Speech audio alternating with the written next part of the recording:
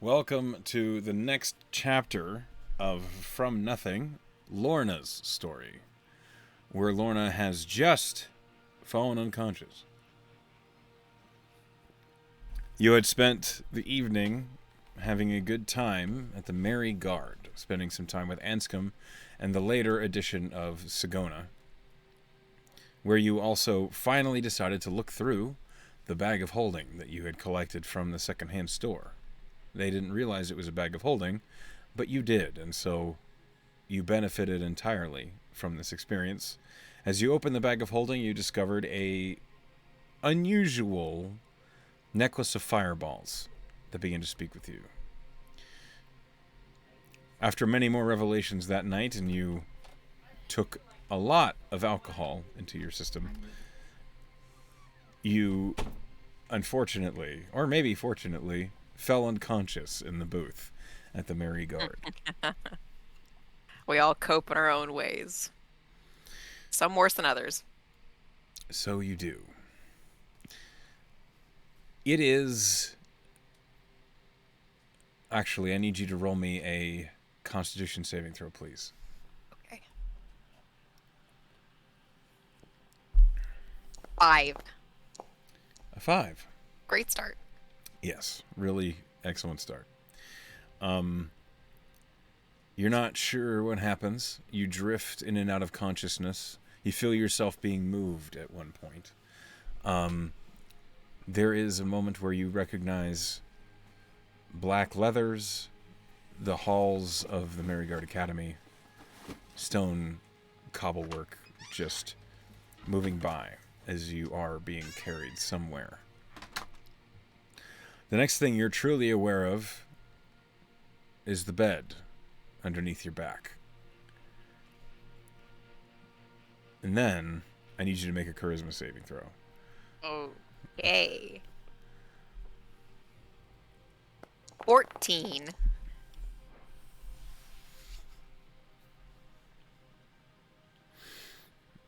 Okay. You're not where you were. You're not anywhere you recognize at all, actually. And then you realize you don't feel like yourself. You're a little bit taller than you should be. You're looking around. There's a tent in front of you. Canvas, it's dirty. It looks as though it hasn't been washed in weeks. Both the suns are high overhead, and it is hot. Very hot. You hear shouting from what must be a quarter mile away. It sounds like orders of people shouting to each other. They don't sound distressed, but they sound urgent. There's a staccato crack of gunfire. The sky is not one you recognize. It is darker, reddish, almost. You look around, you're in a camp. There's all sorts of people that are milling about in a hurry.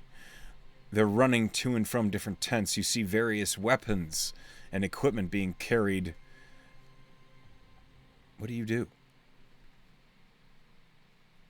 There's a tent in front of me. Yes. I go inside it. As you push aside the flap of the tent and enter, you see there is a low table with various other individuals, men and women that look as though they've been run ragged. They look tired and sore, and their armor and equipment looks sandy and beaten. The grime and dirt on their faces is one that doesn't feel out of place to you. This feels like something you've seen every day. So much so that only with fresh eyes that you even notice it. And as you're looking in the room, one of them looks up at you, just kind of nods, and says, Bolson? Bolson? Bolson. Bolson. Bolson. Does that name feel familiar to me? Yeah. Yeah, It's not, feels right. it doesn't feel like it's yours, but it feels like it's one you've heard a lot. Okay, this person greets me. I would say, what's going on? They kind of look up at you and say, fuck all if we know. Waiting on orders, as always. I'm gonna. Did my voice sound like a voice I recognize? No. It I'm sounded gonna. deep, masculine. Okay, I'm gonna look at my hands. You're wearing cut off finger gloves that are dark brown in leather, and they're scratched with small little tears that you've remember making promises to yourself that you would repair when you had the time. Your fingers, your fingernails are full of sand and grease. You Ugh. There are hundreds of tiny little cuts and scratches all over your fingers. Does is there any reflective surface in this area? Not None really. of the other people are wearing armor. They're wearing armor. It's just not shiny. Ouch. It's all gray and dirty and rusted or just pitted. Um, what are we waiting on orders for? The one who first spoke to you is looking at you and he suddenly looks confused and he says, well, you requested the move. What was the Once move again? once we get out of the Titan's pace, we have to make a call whether or not we're waiting for food or if we're pressing on with what we have. So we have to wait for that decision. Sorry, I just don't feel like myself right now. The man stands up and looks at you.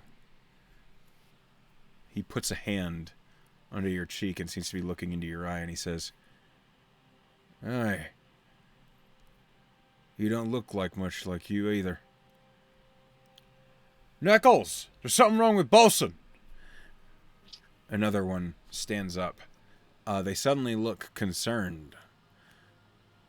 The one who stood up is holding a syringe, Oh God. and as they approach, you suddenly feel the fear that does not belong to you well up from inside you. As they're moving towards you, you suddenly feel this inclination that you need to run. Well, my gut hasn't steered me wrong yet. I'm just Okay? gonna bolt. You bolt. I need you to make a dexterity saving throw. Oh boy. It's my dex? Yeah. Oh boy. 15. As you bolt, you feel as though your legs are weighed down by something. They're pressed into place and you can't easily move. But with a 15, you force your legs apart and you suddenly surge forward and you clatter onto the floor in your room in the Marigard Academy. Oh. It is dark Oh. in the room. It is unnerving, the experience you just had, as your mind is suddenly thrust back into your own. Did it feel like a dream? No. It felt like it had just happened. Is Requiem in sight? Requiem is seated at the foot of your bed, eyes wide and looking at you. What happened? You stirred in your sleep and then stumbled out of bed. Yeah, I gathered that much. I mean, before that, how did I get back here? Anscombe carried you to the academy, where Maxwell brought you to your room. Oh, that was nice of them. I'm still dressed, I'm assuming. Yep. In my street clothes. You're still wearing what you were wearing out to the Marigard. Is the necklace still around my neck? Yep. I'm gonna wrap my fingers around it. Saccharin? There's a moment's pause, and then you hear, "Yeah, I'm here." You know who Bolson is? Uh, that was my carrier before you. What happened to him? He was taken over from the inside. Or what? There's like a long pause. I'm not really sure. They said well, no one was talking to me, but from what I could tell, a spirit wrought itself into his heart and took him over from the inside out. Like a possession? From what I understand, it was worse than that. It was as though he was a vessel.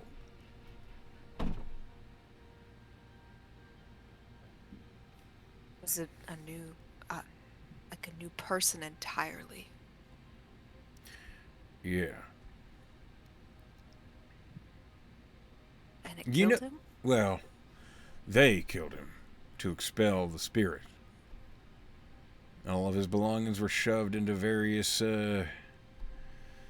well, extra dimensional containers.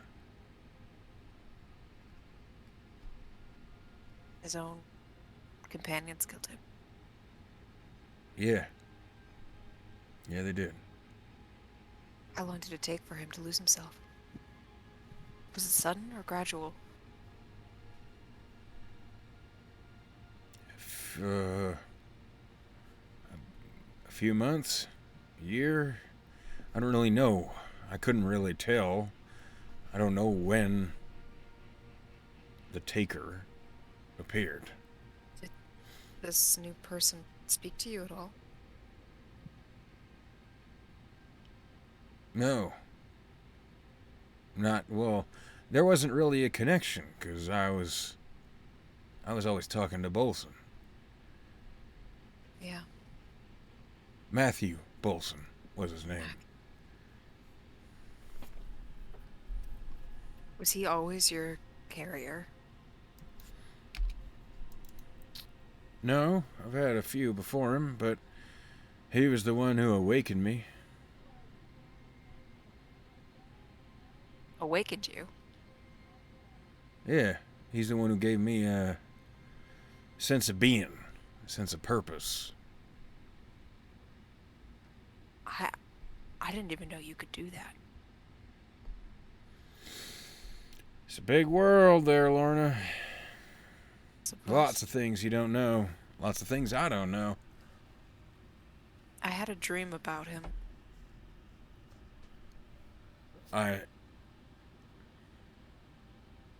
You had a dream about Bolson? I did, and I was him.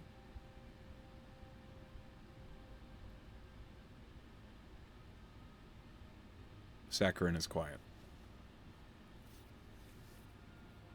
I don't know if it was just a dream. What might it have been, if not a dream? I don't know.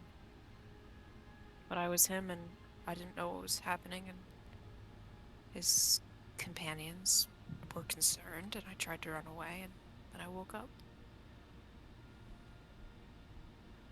Where were you? In a tent on a battlefield.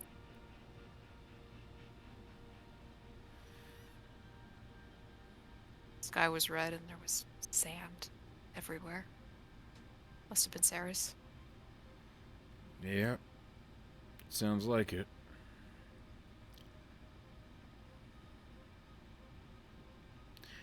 You don't think it was me that took him over, do you? I don't know how you could. Was only there for a moment, but if I was there at all. What did it feel like to you? Like I was standing there, but I wasn't. I was him, and his memories felt familiar to me, like I'd seen them before. This might be a thing to have a conversation with someone who knows more about magic than me. I'm just a necklace. I suppose. Um, I know I said I'd talk to you in private about what's happened, and I plan to. First and foremost, the War of the Dead is over, Saccharin. If you wanted to know that. Do we win? Yes? With great sacrifice.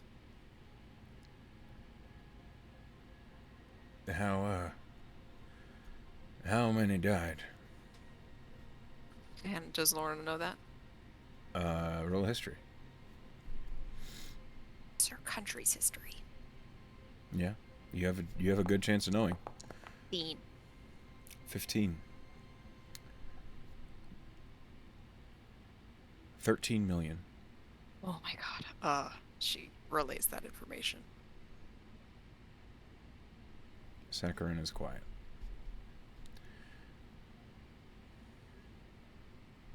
Finally, he says, "And what about Lucius Toloi?" I don't know anything about him, but I was going to learn. And when I learned, you'll know what happened to him too. Is he a bad person? He's he's a monster. He Do you turned think entire cities to his whim. Well, if it's over, I imagine he's no longer with us, but could he have lived another 600 years? I don't know, Lorna. And Saccharin sounds just tired. I don't know the powers that these followers of the star had.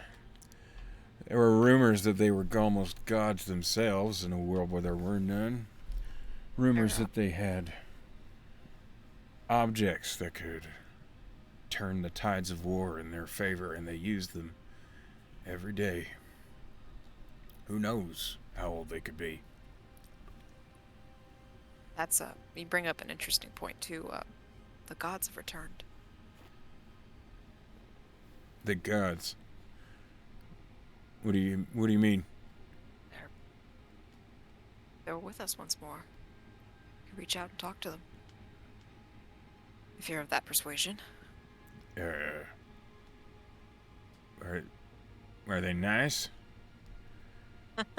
Some of them probably. I don't know, I'm not really so inclined, but I know that other people talk to them on a fairly regular basis. Well, if you ever meet one, be careful. Because from what I hear, or rather from the stories I heard, they were pretty selfish. Didn't I don't much think care. I don't think you could not be if you were that powerful. That's fair. Yeah. I don't know what difference it makes to me. I'm just a necklace. With a Not about good to. head on your shoulders. It's Look, what time is it? I look out the window. still dark. You also, as you think about it, have a terrible hangover. No! Oh, my head hurts. Yeah, you got some tin cans rolling around in there. Can you feel them too? A little. Did you hear my conversation before I went a little overboard? When you were talking to uh,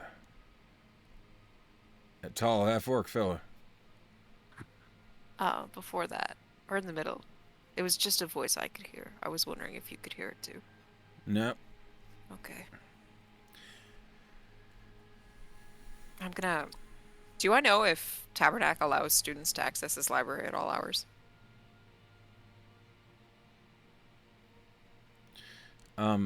He allows anybody to use his library whenever they want to.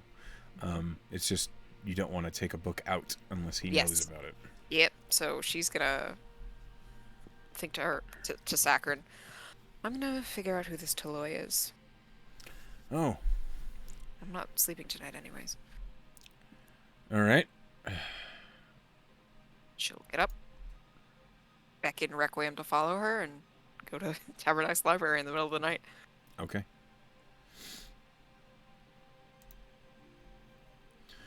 All right. Tabernac is asleep, and so he is not going to be obvious or notable here.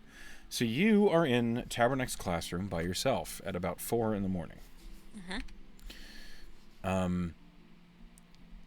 I make a note that if you do not attempt to go back to sleep within 2 hours, you will take a point of exhaustion. Okay. As you enter the classroom, it is as you remember, but it is oddly quiet without the sounds of Tabernac chuffing and humming as he reads something, Callie struggling as she takes notes and reads, and Halliwell Halitheth making noises of appreciation over different spells that he finds. It's quiet. If anything, that almost makes it easier to focus in here. What do you do? I'm looking for Ceresian history. Roll investigation and roll a d100. 16 investigation and 16. No, sorry, a 12 on the D100.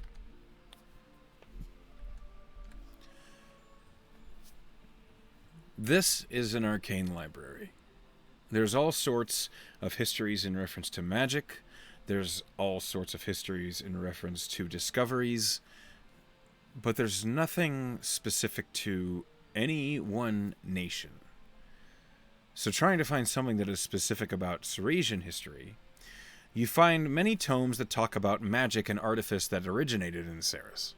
You find all sorts of tomes talking about when the gods had first disappeared, the struggle for mankind to get by without divine magics, and how they came up with spells that could repair wounds or felt like they could give a soul a semblance of rest. But there's nothing akin to Ceresian history in reference to the followers of the star, in reference to the development of the country. You don't find what you're looking for. She does know what the Followers of the Star were about, right? Roll history. Okay. 14. Okay, one moment. Bless you. Thank you.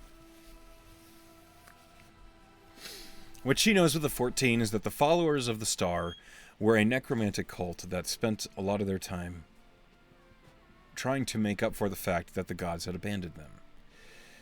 They felt that the power was in their own hands to take over the world, and they could do it using necromancy, by bringing back the souls of those who were not rested, which was basically everyone who died, because there was no afterlife. There were no gods to bring them to their forever planes. The followers of the star took advantage of that. So they were extremely powerful, they were extremely numerous, and they were always hungry for more, in an effort to bring the world under their heel as to what they thought life should be about. So she knows the Followers of the Star were necromancers, which kind of puts a rock in her stomach, but then she knows in an arcanic library she's more likely to find history on necromancers. She's Okay. going to try Lucius Toloi that way. Roll another investigation and roll another D100. 15.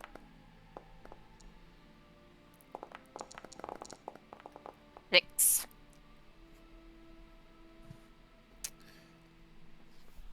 Are you trying to be quiet as you're doing this? I don't think so. Okay. I think her brain is on a track, which is answer this question. It is maybe to some frustration, that as you are scouring through the shelves, you find that there are tomes about necromancy and the history of necromancers. What is frustrating to you is it seems as though there are fewer volumes here than there are of any other kind of magic. Perhaps there just isn't as much information on necromancers, or perhaps the information on necromancers is not easily come by in Tabernac's library. Lorna knows that it's illegal at Sarah's. As you are looking through the shelves, with your notable passive perception, you hear footsteps climbing up onto the balcony.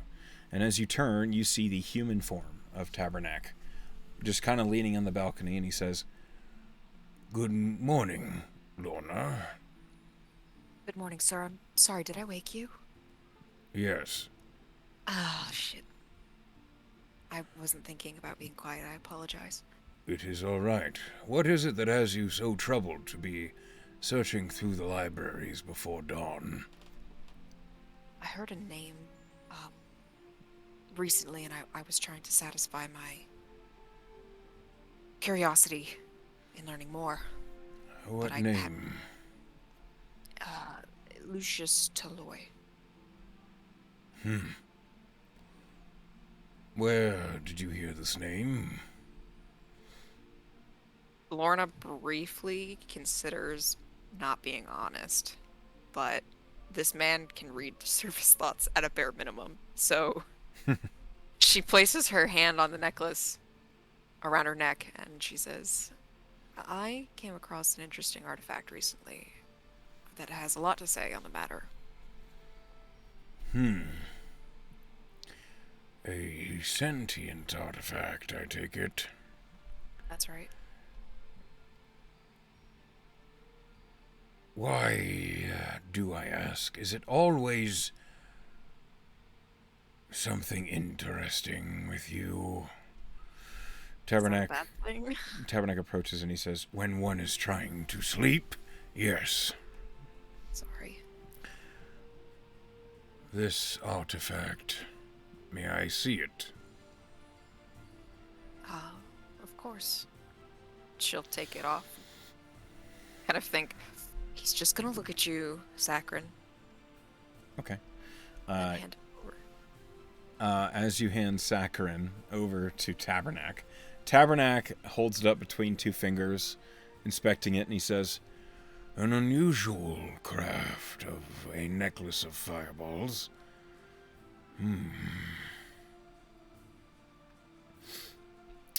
A Kraber's design." And then you see his eyes spark with just the faintest hint of violet magic. He pauses for a moment. And then he hands it back to you. And he says, "An old wartime artifact. Interesting it should stumble into your hands, but these things have been known to happen. Many magic items were created during the War of the Dead, an effort to stem the tides of the undead. I was but a wee lad at the time, so I'd heard stories of it from over the ocean. Never went there myself, but there are dark times in one place, cast shadows everywhere else. What does this name mean to you, Lorna?" It doesn't really mean anything to me. I've never heard it before until Sakharin mentioned it. Sakharin. So good. Right. Well, I am posed the question, do you have an interest in necromancy, Lorna? I think I have a healthy inclination towards all fields of study and knowledge. Roll persuasion or deception. Whatever is applicable here. I'm gonna. Oh,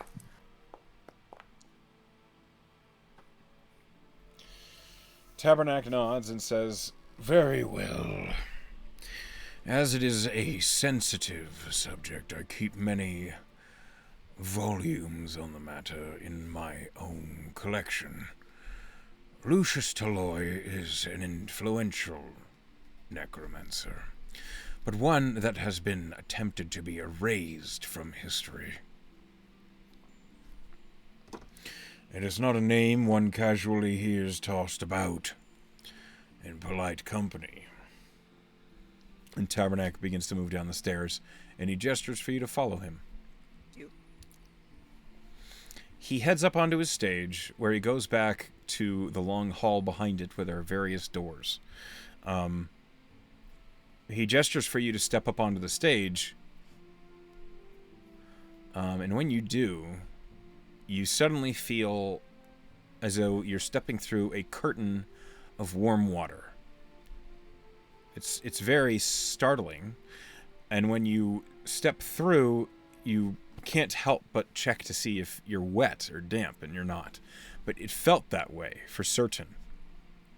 When you look behind you, you still see Tabernacle's classroom, but there is almost this slight evaporative haze going through it. It is unusual. You've never seen anything quite like it. And Tabernacle leads the way onto the stage back toward one of the doors, which he opens. And it is little more than a closet that he's opened up, and you see there are more and more shelves that are behind this door. He pulls 2 books off of the shelf.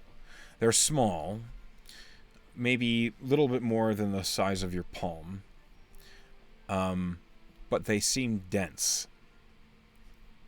And he hands them to you.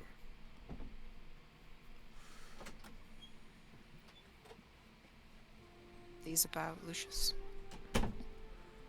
You will find reference to Lucius Talloy in this one. You will find information on necromancers specific to Ceres and the followers of the star in this one. They are not always the same. Okay. Thank you for sharing these with me. I cannot tell you the destiny that your path follows. I can only help you make the decisions to form it to the destiny you wish to follow. Whatever it is you choose to pursue, young Lorna, it is your choice, and no one else's. I wish I believed that. Have I lied to you? I don't think that you're lying. I think you believe that, I just don't. Have I mentioned I am very intelligent? You've never had to say that. I've always known. I do feel Perhaps. better. I do feel better with you saying that, though. Perhaps you will do me the favor of keeping those books within my library. Yes, sir. And now I will begin the process of breakfast and coffee. You are welcome to use one of my lounges. Is he referring to the main area where we study or a different place? You don't know. And you point me in the right direction. Oh. I'm sorry. I've been distracted. It is early. He goes toward the far end of the stage where he opens another door, and it opens up into a small sitting room. I like this. Well, I'm gonna go in and thank him once more. You are welcome. As you enter the room, there are signs of other people having used this room as well. There are various cloaks on hooks near the door. There are several very broad sofas and like look like maybe recliners or just very overstuffed chairs in this room. Some of them made of leather, other of them made of various upholstery. This lounge is very comfortable. It is quiet. It is paneled in mahogany, and there is a stained glass window that seems to always be emitting light into the room, no matter the hour, because you are aware the suns are not up. Lorna will take a seat, look at the books, and have a brief debate with herself before she actually picks the one about Necromancers of Ceres. Okay. And she's going to look through it briefly to see if the name Solana Cross comes up. Roll investigation.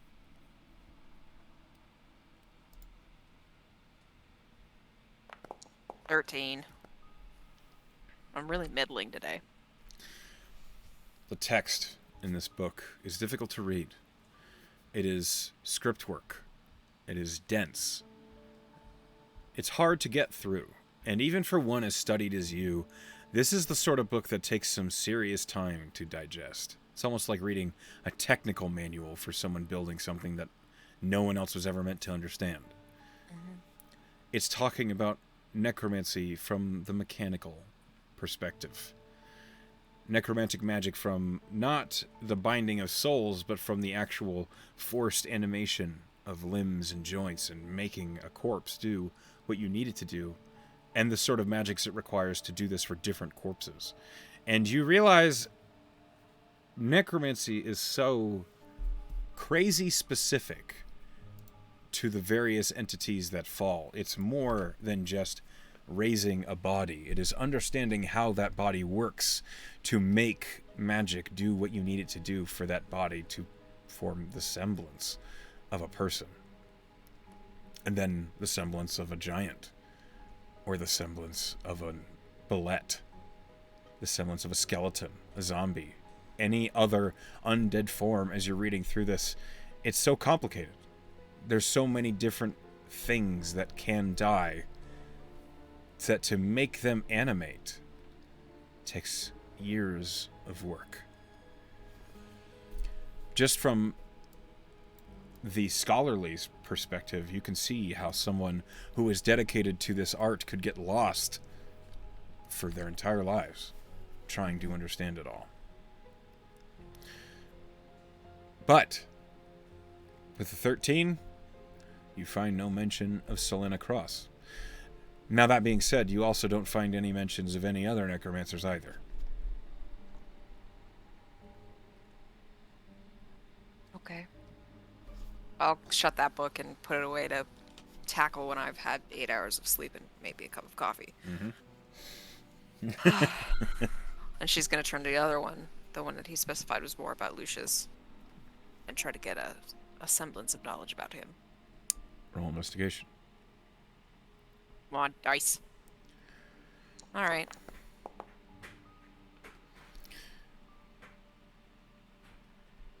There is some alarming information in this book.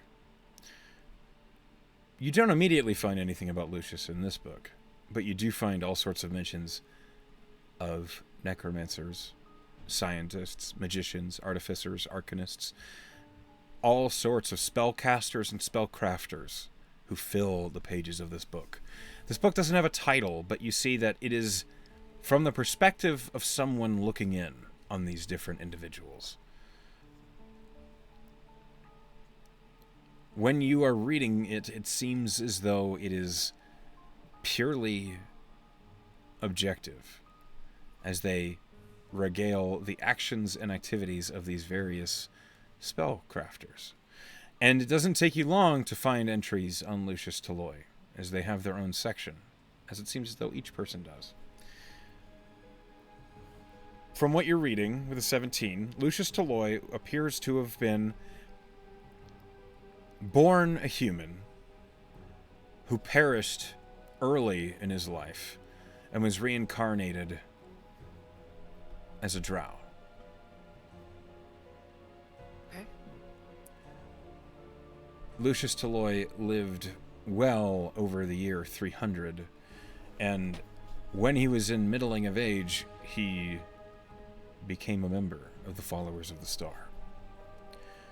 He was renowned for being very adept at making his own spells, but more so, he was adept at channeling what they called the siphon. He was very good at taking the magic from what seemed like an endless source and using it to control people against their will. He could do so to the point where he could make other mages cast spells they didn't know. Entirely his knowledge, but their concentration. In doing so, he created vast armies of undead at the hands of puppet-handed wizards. Lucius Toloi was one of the most feared but poorly known lieutenants of the Followers of the Star Army, because he never went by the name Lucius Toloi when he was actually fighting against Ceres and its armies. He simply went by the name the Puppet Master. Oh.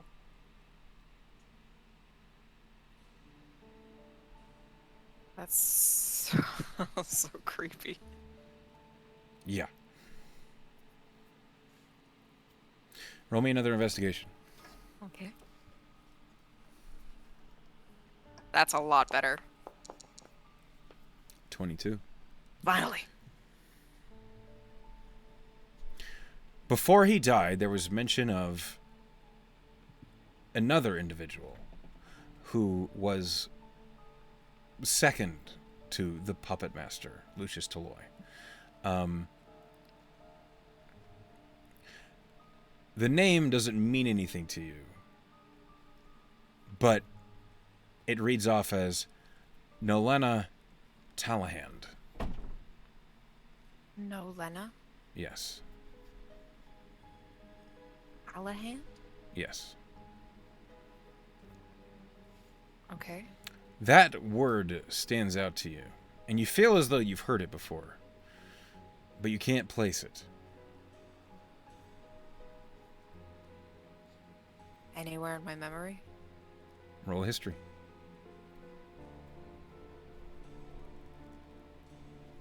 Terrible. No. Is there any more information on this person? It simply gives you a single sentence that Lucius Toloi was closely followed and intending to learn after them was Lorna Talahand. No gender, no race, time frame. No.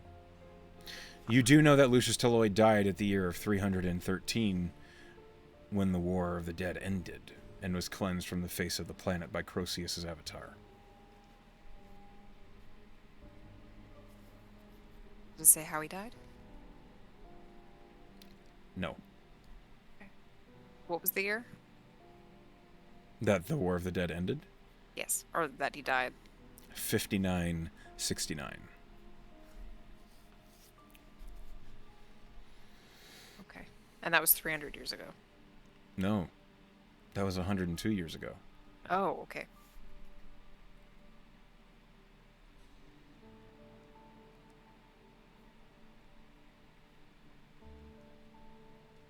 Okay. Terrifying. I don't like this. And I flipped through the whole book. I don't see this name, Lorna Talahand, anywhere. Roll investigation. 18?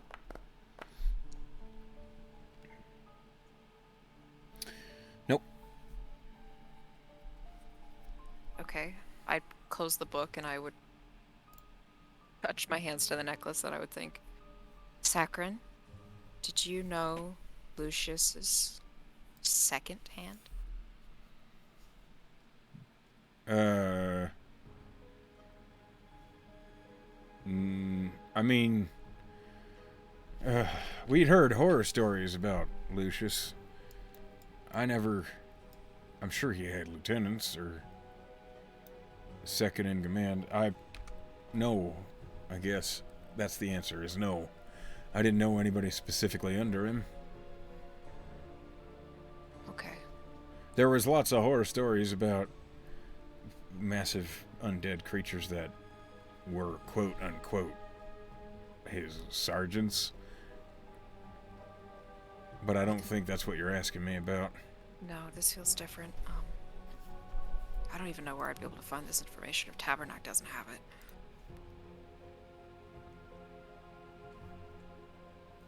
Lucius is dead. He has been for 100 years, approximately. Oh. Which is good. He was reincarnated after he was born, which is a little weird. Did you know that? No, I just heard him call him a black-skinned piece of shit. He was a human before he was a drow. Oh. Yeah. I don't know what that has to do with anything, but it could be significant. You know what? And she closes the book. I don't know what any of this has to do with anything, because they're dead, and that problem is over now. Alright. I'm sorry, that was really not directed at you. Which does mean that the reason I was created is gone. That's not necessarily true. Sarah still has roving undead. That doesn't heal so quickly. Saccharin seems pretty quiet. And that doesn't mean necromancers as a whole have been silenced, and I'm sure there's still bad people in the world. Not that that's a good thing, but it just means that I don't think you're quite done yet. Roll of persuasion. Winning this necklace. 24. We're fate bound, baby. You don't understand. You asked me if I had always been a necklace. Mm-hmm. From what I can remember, yes. But there are memories and dreams of someone else's life, of someone who had their motivations taken from them, had their ideas of what freedom was wrought and raped and taken and burned right in front of them, and all at the hands of Lucius Toloi. Someone whose life was dedicated to the vengeance against this terrible creature gave their life to make me. And I remember that pain. I remember like it was my own. And while it's not, and I can't claim it to be, if he's just gone, is the soul who gave their life to make me still in torment? Are they still around? I don't know. I don't know either.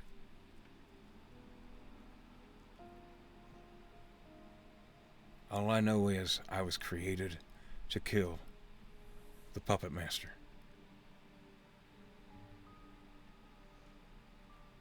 If he's gone, what purpose do I serve? I don't know, Zachary.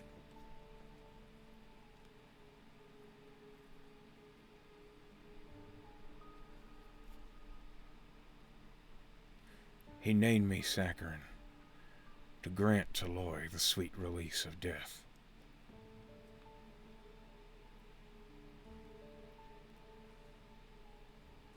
I think I need to think about this. Okay. Sorry. Saccharin is quiet.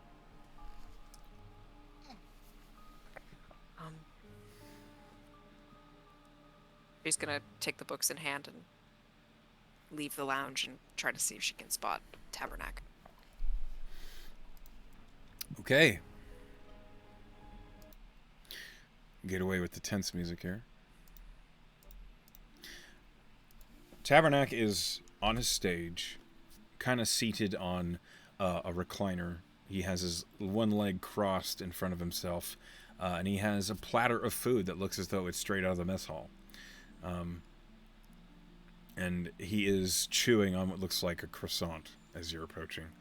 And he says, "Well, did you find what you were looking for?" Half and half. I'm actually. I could use some more sleep before I tackle this book, and she holds up the harder to read one. Mm-hmm. Could you set these aside for me? I'd like to come back and continue to read them, but. The tabernacle waves a hand, and you feel an invisible hand reach up and take it, and they're carried off. And Tabernacle says, "As you wish. I appreciate it. Why don't you go and get some more sleep?" "And do I what?" I was gonna say to the DM, do I know I have class today? Or is it like a weekend? I don't know. Well, you've had 3 days already. Let me roll to see what day of the week it is. It's a Saturday. Oh. No class? No class today. Okay, great. So she will. You lucked out, you cheeky. Yes. She's gonna look at Tabernacle and say, "I think that's a good idea. I'll probably be back up later because I do have a spell I want to work on. It's not one I'm making, but I've learned about it recently. But that comes second. Thank you so much. I will see you later." You are welcome. And he takes a bite of the croissant. She's gonna actually go. She's tired. She feels like she's got some bags under her eyes, and she feels pretty downtrodden after her conversation with Sakharin. That's fair. But she's going to actually go to the mess hall, see if she can spot Lilith in there. Oh. Roll me an investigation. Pretty damn good. Lilith is not in the mess hall. Is anybody else I know in the mess hall? With a 25? Yeah.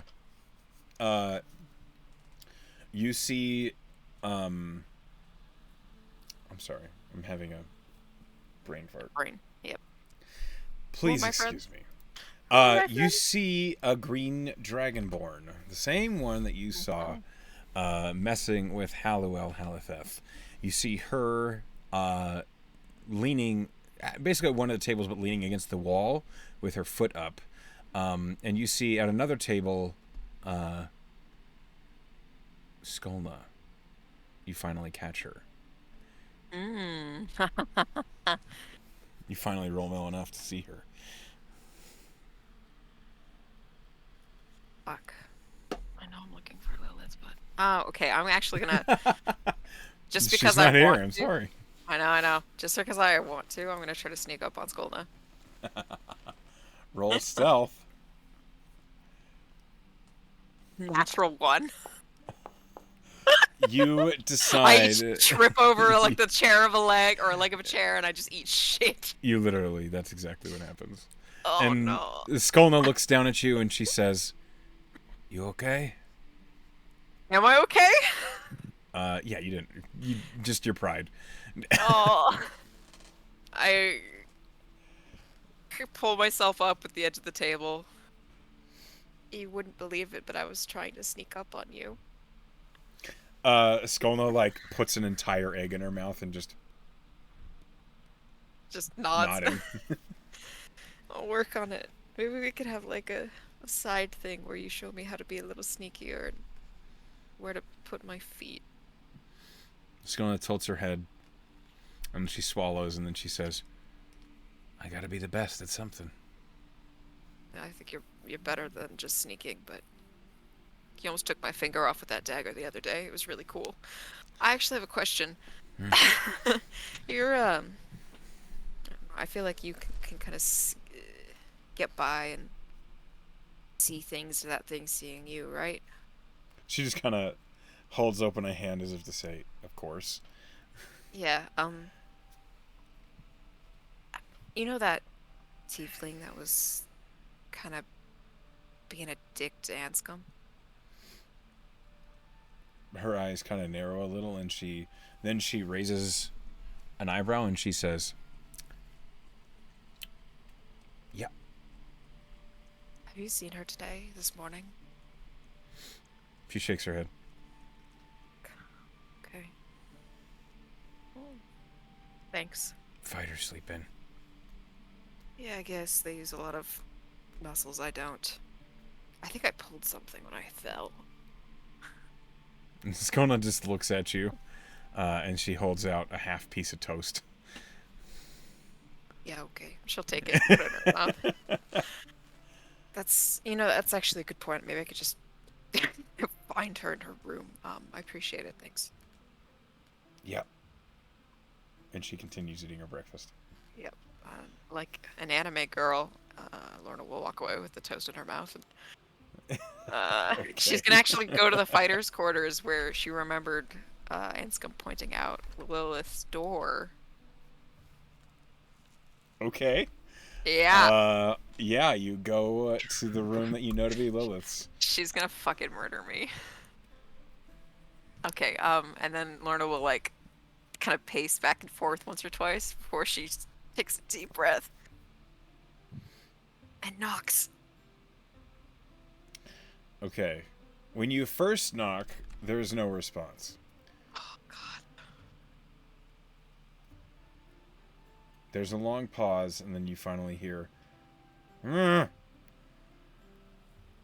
Lilith? It's, I don't even know if you know my name. We met yesterday.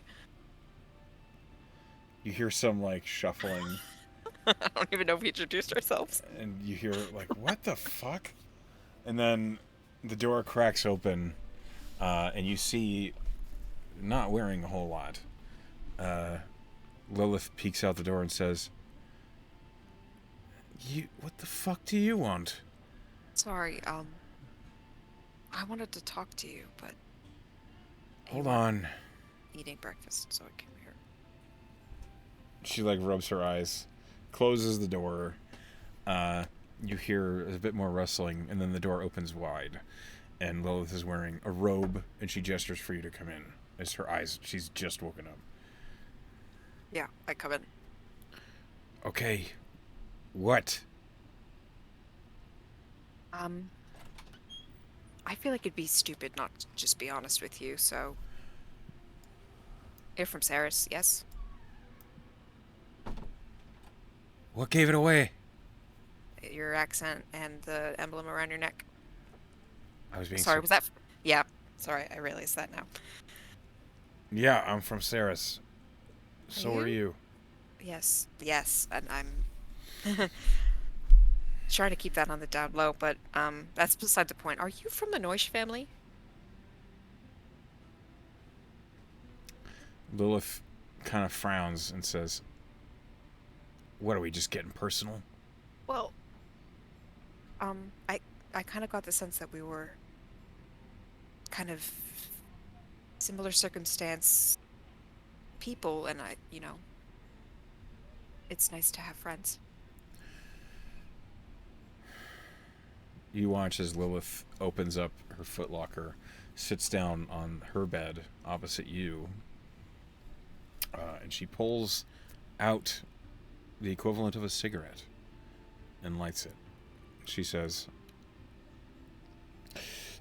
okay, you think because we're both from Saris and both come from rich families, we got a lot going on in common, we're gonna be friends? Is that what you're hoping? Could be. Well, kind of, yes. Well, keep dreaming, kid. I was from the Noyash family. Why aren't you anymore?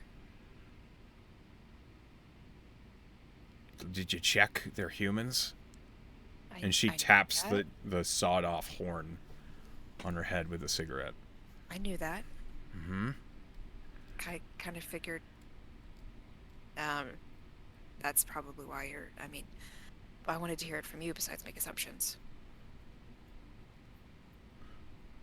Well, Papa Noish wanted to get his dick wet, and here I appeared. And Noish family wasn't super happy about it, so here I am. They sent you here? Did you choose to come here? She kind of narrows her eyes at you, and she says, that's not your business. Sorry. Why are you here? Because I heard from someone that we might have a mutual acquaintance. Which is kind of really what I'm here about. Lilith is appraising you. She's going to roll an insight check. And I'd like you to roll just a straight charisma check. Uh-huh. Eh.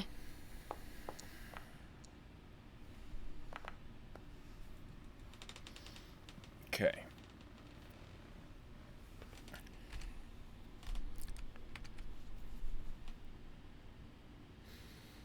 You see there's a moment where Lilith's lip suddenly quirks up and she says, "Oh."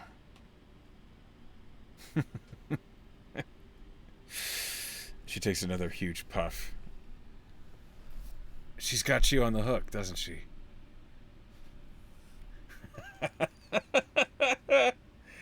You don't know how deep you are. Oh. Do you know how deep I am? I have a guess. Been a lot of people going down south toward the Ashfall lately. A lot of people looking for a certain someone. How do you know that? Why do you think I'm here?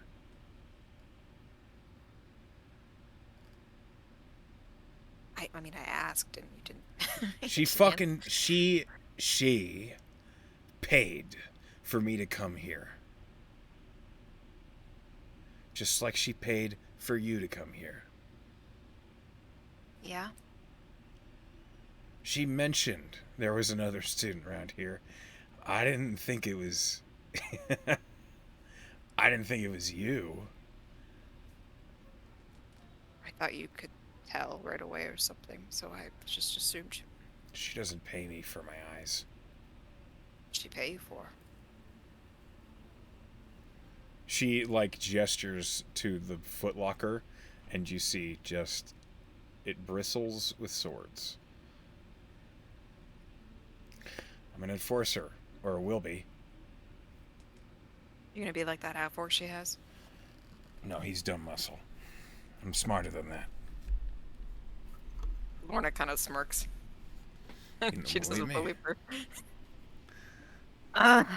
You're Okay. allowed to interpret whatever you want on my face. And if it's an insult, maybe you don't need to leave this room alive. You wouldn't do that. I I'm might. an investment. I'm an investment. It's like you are. I could pay the master back. Lorna kind of laughs and she says, I would take that as a genuine threat if I hadn't seen you get your ass kicked by Anscombe twice. Yeah, but now Anscombe's not here for you to back up, is he?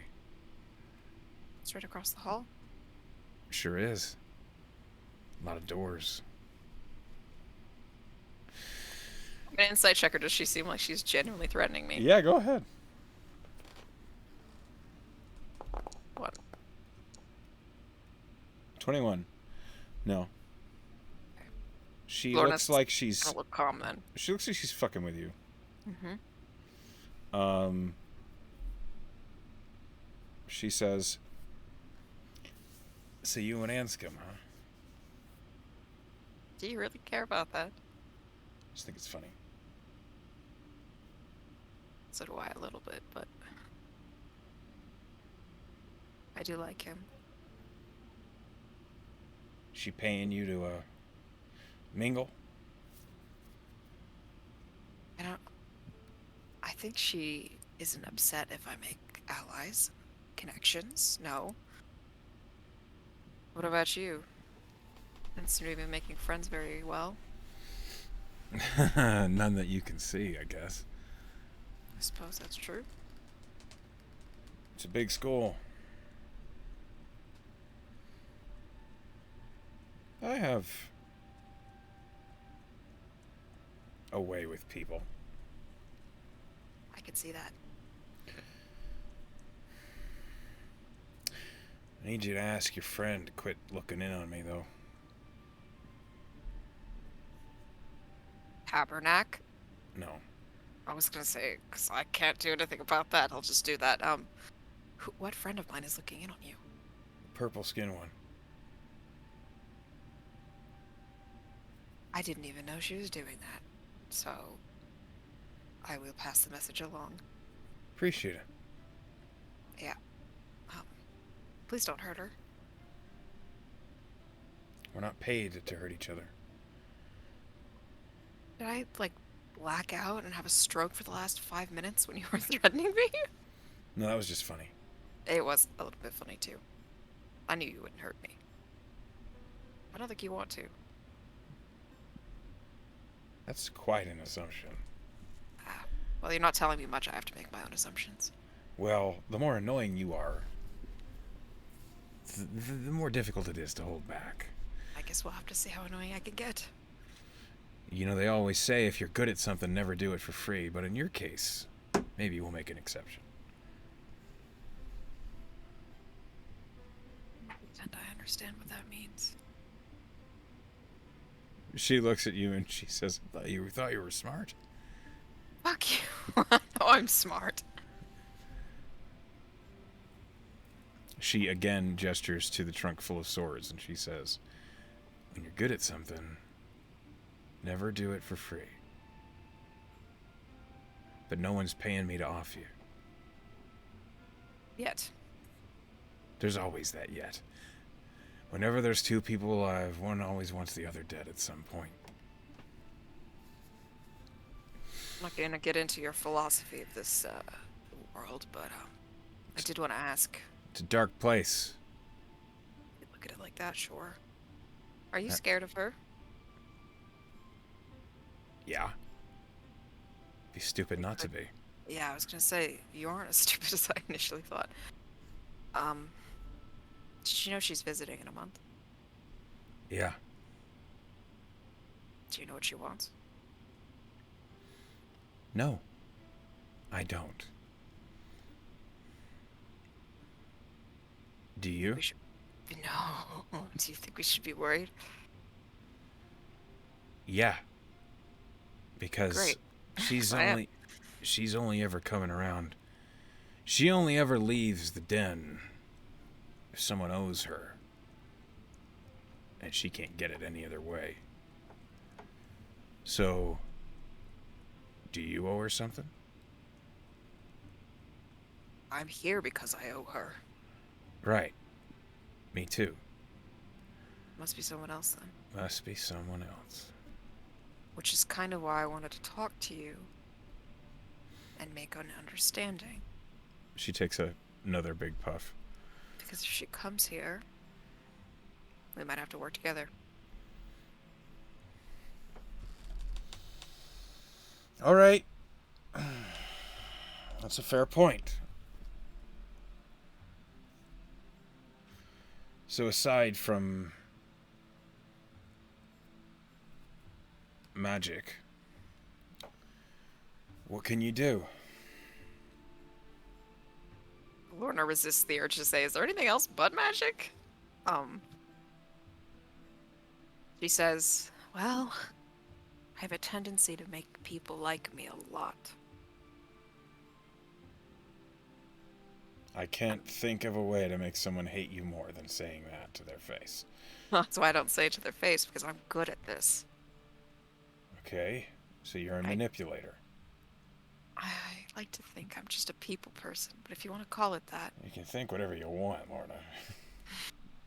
I do think that I've built some relationships here in which I can get things out of people, yes. Okay. The master probably knows that. I'm here because someone's crazy about me, so you can imagine. Is that what it's all about? Lorna shrugs. Last I heard, they were tearing up the south side of Saris. Who's they? You ever heard of the Seventh Trellis? Have I? Roll of history. They're Ceresian based, you might. Natural 20. Yeah. Seventh Trellis is a tasker. It's a company that does any and all jobs, whether they be just from finding people to full blown assassinations. They're a bit seedier, and they are known to take on jobs that more reputable places will not. But they don't ask a lot of questions. They worked with my dad before. With a natural 20, they would have had to. Yeah, that's For how you I to know. have that inside information, that's how you'd know. So at that, Lorna nods and says, I know them well. Lilith looks at you and is gross. Fuck, it wasn't me who employed them. How old do you think I am? 20? Thereabouts. Do you know who's employing them to tear apart Ceres from the seams? No? But you know they're looking for a girl. Yeah. And a girl that the master has gone to some efforts to distract them on their search, so I figured it was, well, you. The one she sent over here. Yeah. You're right. You don't gotta be a genius to put that together. Still proud of you for managing it anyways. Don't patronize me. Alright, I'm trying to meet you at your level. Eat shit. So yeah, I think we can get along. Well, I don't want to kill you. Great. Yet. We're off to an awesome start. Not yet. You're not gonna say anything, are you? The dumb piece of shit that cuts into the master's plans is not going to be me. Are you kidding me? I value my lungs to stay inside my body. Ugh. Great. She does that, you know. I have an imagination.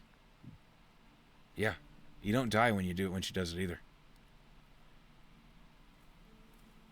You don't have to convince me any further. I get it. I assumed you'd heard the stories. No, I met her through an acquaintance, and that's kind of how I got the favor, but that's kind of neither here nor there. I don't even want to know how you met her. Bondage. What? The person who was looking after me was into bondage. That's what I thought you meant, but that doesn't... It's a long story, and I'm not going to tell you. Okay. Great. I just wanted to establish kind of a thing, going into this visit, so we're not caught off guard if she says, hey, introduce yourselves, do this thing I want you to do, because that's what I'm assuming is going to happen. Yeah, probably. We're probably going to have to find whoever it is that owes the poor fuck who owes the master something, because we know the town. She's gonna get some mileage out of us for the first time. That's her plan, I'd imagine. You see she suddenly squints her eyes and she says, "This been keeping you up at night? You don't look like you slept too well." Oh, that's an entirely different pile of bullshit I'm dealing with, but thanks for noticing. You got bags under your eyes bigger than a Goliath's nuts. God. You're not wrong. I would chide you for your language, but you're not. I'm probably gonna go get some sleep now that we've introduced ourselves. Yeah. Wait, have I? My name's Lorna, by the way. Lilith. Yep. And she just takes another puff of her quote-unquote cigarette. And she just kind of looks at the door and says, "Guess I'll see you around." Lorna leaves. Okay. So you've met Lilith. Mm-hmm. She's a charmer. You hear Requiem in your mind say, "I do not like her." She seems like someone that would have to grow on you if she could possibly grow on you at all. She smells of pain. I cannot tell whose. Lorna kind of pauses at that and feels a bit of kindred empathy that she doesn't want to feel but feels anyways.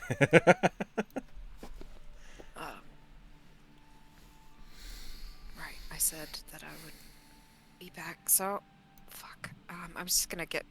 Let's go to the mess hall, get something quick, and then it's back to the books. You really should consider sleeping. It hasn't gone well for me the last couple of times I've done it. I will protect you. I know you will. It's not the things outside that scare me right now. It's the things inside. Unless you can come in there with me. I can try. Okay, well, maybe we'll try. I'm gonna get a muffin. Okay, I'm gonna get a muffin and some coffee, and I'm gonna go up and get false life into my skill book or a spell book before I forget to do it. Roll me a d8. Oh, gotcha. Is it for the muffins? Yeah. Oh my god, I I hope they gotta have determine what muffins. kind of muffin it is. Pumpkin. It's a poppy seed. Alright, I'll take it. Okay. You get a small dosage of opiates. Yum. Delicious opiates. Yes. And then what next? Poppy seed, coffee, bake it for Requiem, and then I'm gonna go transcribe false life into my spellbook. Okay. That's several hours. That's 2 hours worth of work. If you do not try to go to sleep, you will take a point of exhaustion. Yep. Okay. Unless she falls asleep while doing this. No, it's concentrated work. So you take a point of exhaustion. Okay. And you now have false life transcribed into your spellbook. Booyah. False life. As you are working in the library, working on transcribing false life, the door opens and Callie enters. And she says, "Oh, hey, you're here early. It's a Saturday, you know. Don't you go have a good time?" This is a good time to meet Callie. Hmm. Don't comment on how sad that is. Callie just kind of tilts her head and then sits down at the table. Well, I had a good time last night, and it just left me with a headache, so... Oh. Good time at the merry-go-round? That's right. It's the first time there. What did you think? I like ale. That was your first time trying ale? It was. And I tried a lot. Well, I too like ale, but it is the sort of thing that can go to your head pretty quickly if you're not careful. I've never had it. I feel really bad. I kind of put Anscombe in a weird position. Why do I keep saying things that sound wrong? He took me home because I passed out. Oh. Well, that was a little less interesting. Yeah, Thought I might sorry. have had some gossip there for a moment. No, if I had gossip, he'd be the first to know. I'd better be. He's not a bad-looking fellow. I'm not disagreeing with you. It might be better to put him in an awkward position. I kind of have, but he didn't receive it very well. Oh, he's just delicate. That's kind of what I was thinking. Not that I'm really much more versed in such manners, but... You know, the poor boy, I put my hand on his shoulder once and he froze up like a statue, so... He's just delicate. You just gotta have to take the first step. Push him over and just show him what for. Has this worked for you before? Of course it has. I'm trying to not to make, like, wide eyes at Callie. You know the type, then? He's a farm boy. Yeah, I figured you would. You tell him what to do, and he'll do it best he can. Noted. In fact, Lorna does write a note of that. Her journal. Well, not journal, but her text. Okay. That's actually very valuable information. Thank you. I'm glad to be of help. Incredible help. No, I think my rest of the plans for today are going to be sleeping, because I didn't really get much of that. You do look a little bit tired. Yeah. Don't push it too hard. You'll burn out, and then nothing good will come of you. Just some bad dreams is all. Oh, aye? Do you know anything that kind of mitigates that? Well, there's no, like, there's no spell I know of, but there's herbs you can take that help keep the dreams at bay. Any recommendations? Aye, there's grey dahlia, which will, you you you, Oh, you, Lorna freezes when she hears that name. you just blend it into a tea, you sip it, and you'll rest quiet as a baby. Uh, you know where to get some of that? They'd have it over at the, I'd know for certain the druid instructor would have it, because there's all sorts of ingredients nestled into his classroom. If you're not willing to stop by there, you can always go down to the herbalist. You know, Buds? Yes, I think I actually could use a walk. I think we're going to do that. Good for you. Fresh air will do the mind good. And the body. Get your mind off Enscombe. Yep, that's what's plaguing me, Callie. You are a sharp one. It'd be blagging me. I'm gonna leave because Laura's face is getting red. Okay. Callie just waves by as she goes back to her book. You fucking say Dahlia on purpose.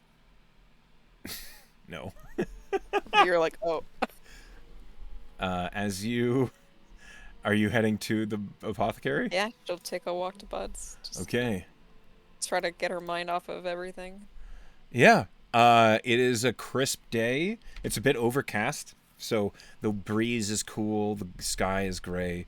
It's a pleasant day otherwise. There's lots of smells of fresh baked bread and the normal business that goes about. It's a bit more on a Saturday as people are not going to their studies, and it's almost recreational how loud the streets are and people are milling about doing their business. As you are heading toward Bud's, it is open. You have no issue getting in there, so I assume you go right in. Yep. The dwarven woman that is Bud looks up as you enter, and she says, "Hi, good morning, Lorna." Hi, Bud. I'm here as a customer. Oh, and you see that she like takes the apron off, tucks it over by a shelf, and then goes behind the counter. Fantastic. What can I get you? I was told by a friend that Great Dolly helps with sleep. Hey, you want it dried or in tea? Tea, please. Perfect, perfect. And you see that she goes about sifting out these dry leaves of what was a flower, a gray dahlia flower that she has pressed into these small linen bags. And she gives you a small container of them. It looks like there's about 10 bags of dahlia tea. And she says, "That's a silver." Sure. Here you go. This is silver down. That's electrum. Why do I have electrum? Oh, we had this conversation. Yeah. Yep. Okay, so you pay 1 silver. She says, "Drink a cup of this before you try and lay down. You'll fall the rest easy. You won't have any nightmares." Right. I did have another question. Hmm. Do you remember the last time I was here and there was that gnome asking for strange requests? Yes, I do. You remember I asked you to tell me if he came back? Mm-hmm. Did he? I would have told you. I suppose. I don't know if you'd send somebody up to the Bear Guard to get me, but I thought I'd just check in with you. Aye. No, he hasn't returned. Okay. Last I heard, he's left the city. Probably for the best. I think so. You don't have any small jobs, do you? Or know of any? I'm kind of strapped for... I'm not strapped, but I'm saving up for something, so I'd like to... I'm set at the moment, but I might know of someone who could use... She kind of looks at you and she says, "Are you any good at healing?" Given the proper tools, maybe. Good to know. Okay. What? I'm sorry. What do you know how to do? um, look at my cantrips. She will lift a hand and do a movement and an incantation and pick something on the countertop and lift it with her mage hand. She says, I don't think you'll be much help at the docks, moving very small things very far. Um, well, you are pretty personable, I can say for myself. Perhaps, maybe you head on over to the Merry Guard and see if they need help with the tables.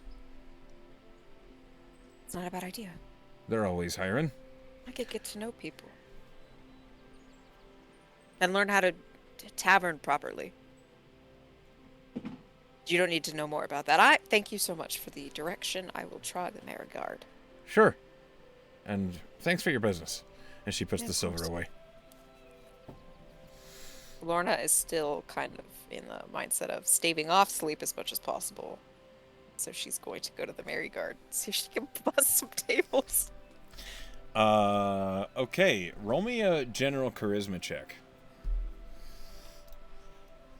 21. With a 21. Very pretty, you know. That's true. Okay. Hold on a second. Let me pull up the Merry Guard scene.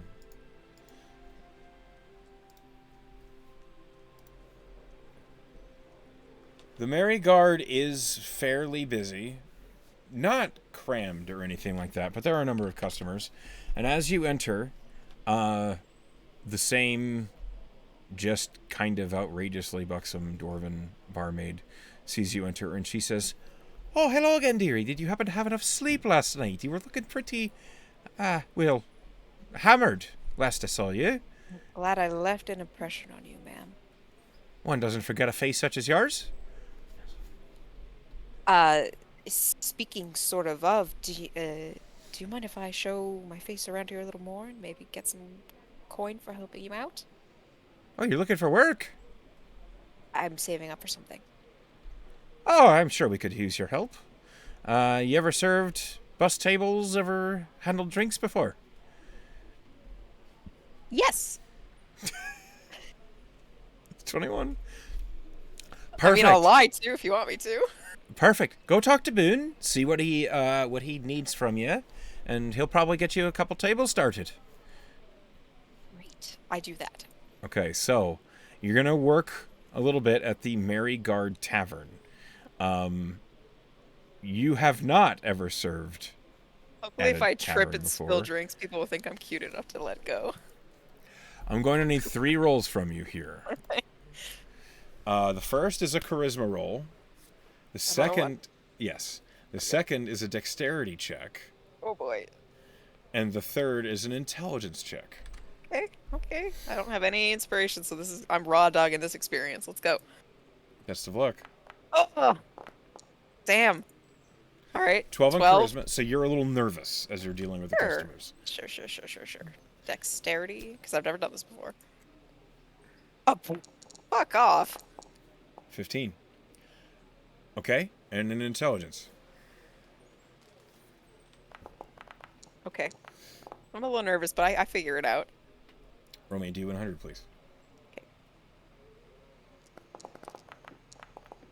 13.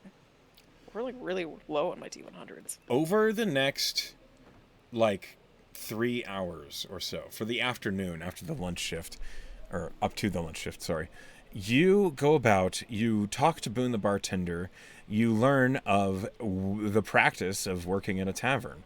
You handle several tables where you're a little bit nervous. You take their orders and you remember them well. You get all the information ready. You know what they want. You get it placed. You bring it out to them without any trouble. All the while, you're just a little bit shy. You're a very charismatic person, but this is an entirely new experience for you. And with that comes a lack of confidence. That being said, you are an attractive woman. You get several pinches on the backside because this is that sort of thing that happens. The mage hand swats them away. Perfect. And also helps me pick things up. Okay. Over the next few hours, you gather about 3 gold total in tips from the various tables. And when you're finished with the few hours, Boone looks at you and says, "That's not a fine. That's a pretty fine afternoon's worth of work.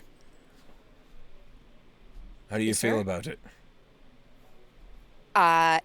It was a lot of fun interacting with new people. He kind of counts out your earnings from the various tables, which in this case is 1 gold, 3 silver.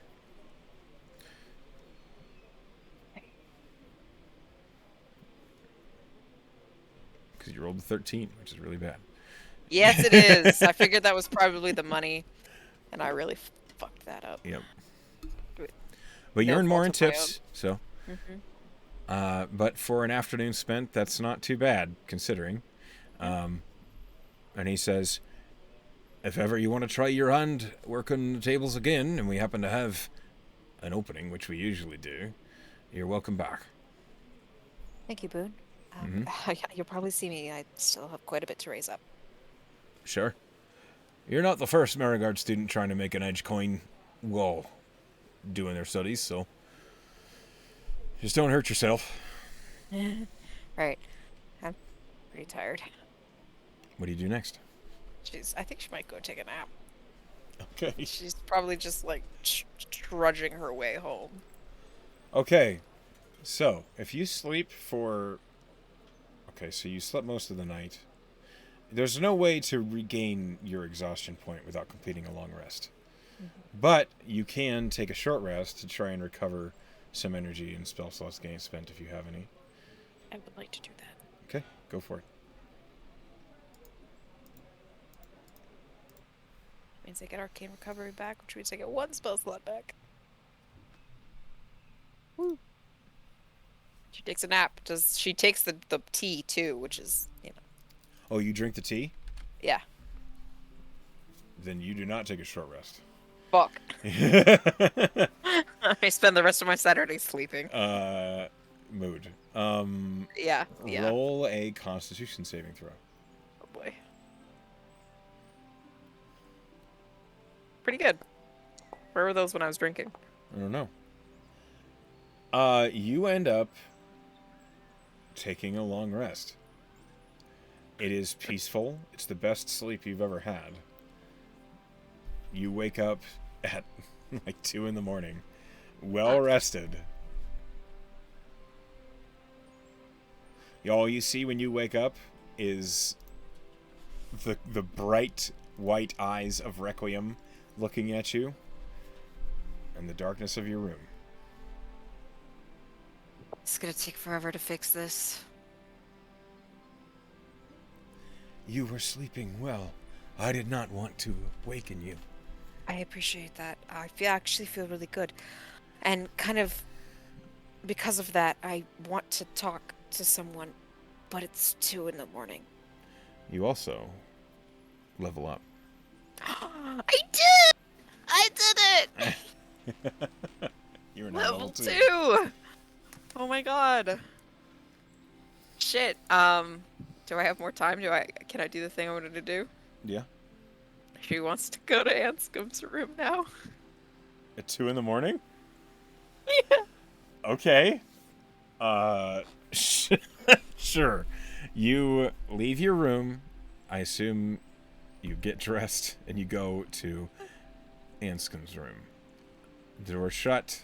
The lights are dim. What do you do? Gonna knock, but she's not scared this time because it's not Lilith going to murder her. Okay. You... So many hit points now.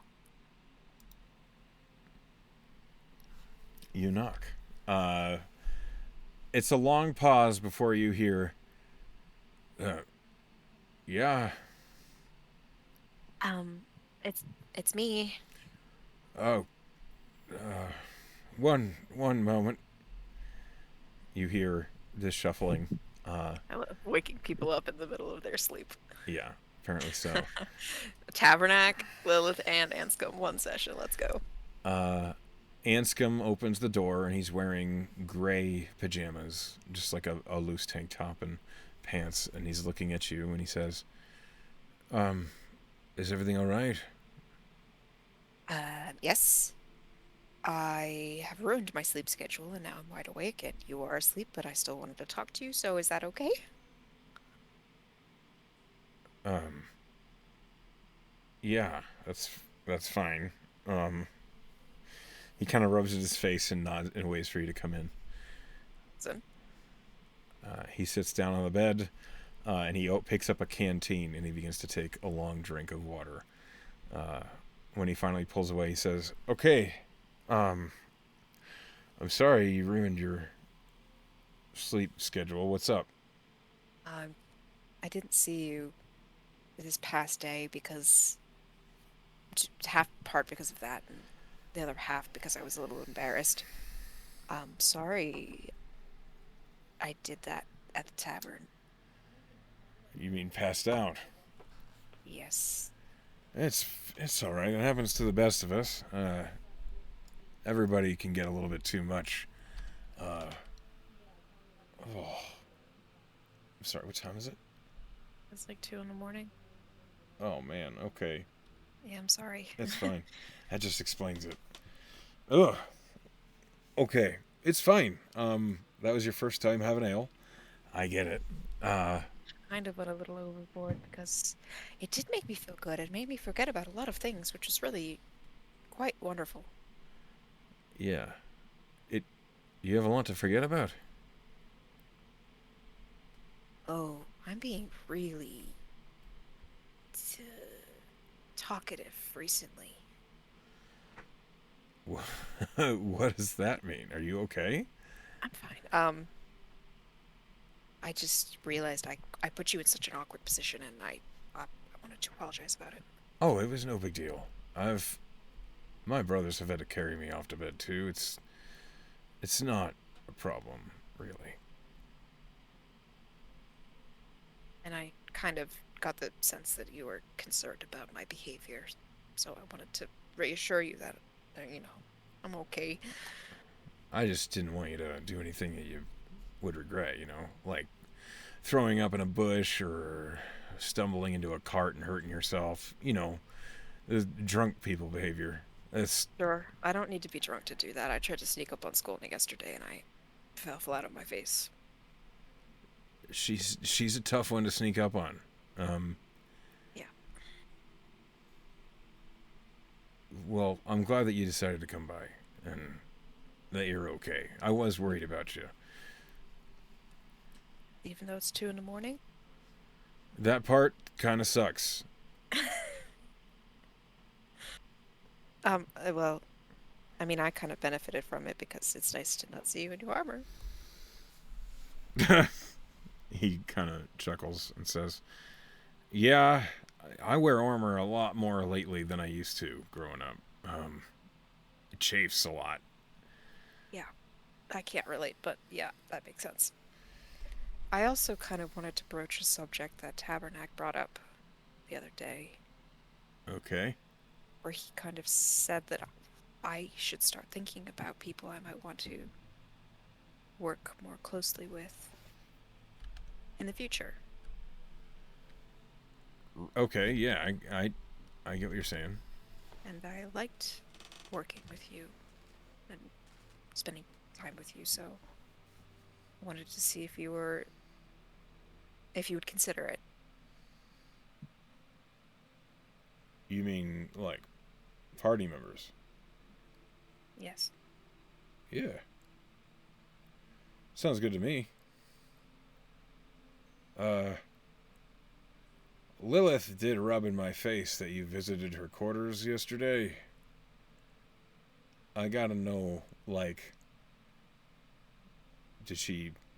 Well, I guess I What should did just ask what happened there. what did she tell you? She told me that you paid her a private visit. And how did you interpret that? I figured I'd ask you before I made any assumptions because, well, she's a bitch. I did have a personal conversation with her, and if you can believe me or not, but it didn't have anything to do with um, your personal. relationship with her, or lack thereof. What did you I'm talk about? What I'm could going you to. talk about? I know it doesn't seem like we have a lot in common, but we actually kind of do. And the most honest I can be is that we're both from the same place, and we both kind of grew up in similar circumstances. And I recognized that when I kind of first spoke to her. Huh. Okay. She said bondage came up?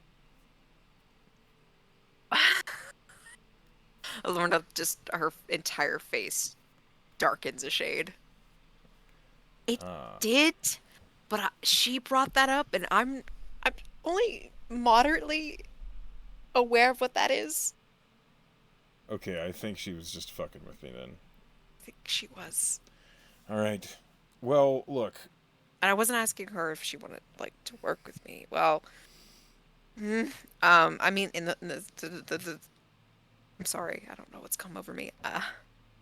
I didn't mean that I wanted to work with her in the sense of a party, but I wanted us to get along. As long You as she and wasn't, her. yes. Okay. Um, I'm not really, like... You see he's, like, struggling with what he's trying to say. And he says, eventually, look, she's not been super cool to me since I I met know. her. But if that's just who she is, I can deal with that. If she's fucking with my friends, that's not so cool. So I need to know if she tries to, I guess, hurt you. Please tell me. I will.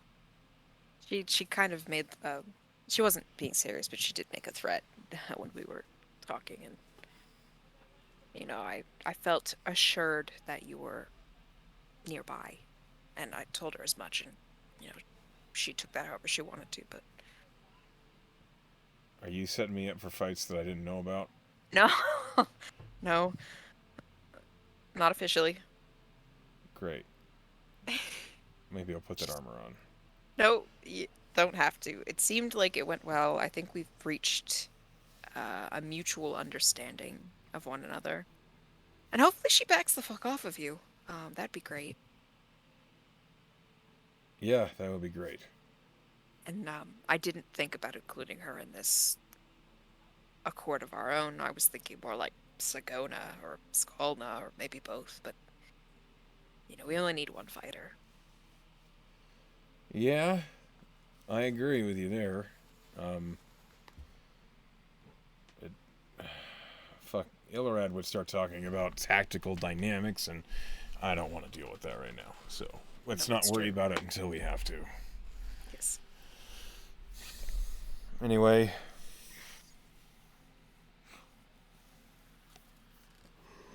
are you okay after Yes. all this?